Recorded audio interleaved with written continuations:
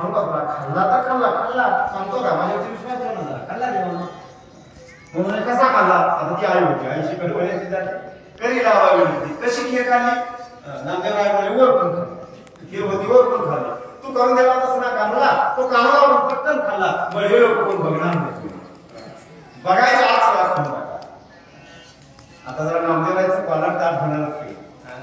नामदेवांना वाटायला लागला आता माझ्यासारखा भक्त पंढरी क्षेत्रामध्ये आता जरा येतच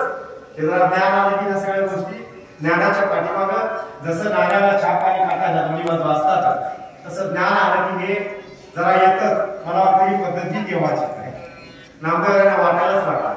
आता माझ्यासारखा महात्मा पंढरी क्षेत्रामध्ये स्थिर आहे देवाच्या मनामध्ये शंकेची पार बुद्धी त्या श्लोकामध्ये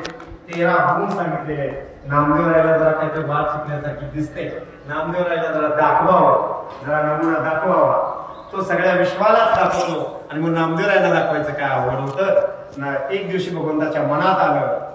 तर तो देव आहे मनात आलं देव विटेवरून उतरले आणि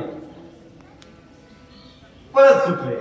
आता मग पळत सुटले तर कुठं सुटले तुम्हाला ते पण माहित आहे नाही का कांदा मुळा भाजी अवघी विठाबाई माझी आरणला का संतांच्या गावी पळत सुटले मग नामदेवरायांच्या बरोबर ज्ञानोराय सुद्धा होते ज्ञानोराय म्हणाले नामदेवराय आम्ही तुमच्या बरोबर येतोय आम्हालाही तुमच्या बरोबर घेऊन चला मग हेही गेले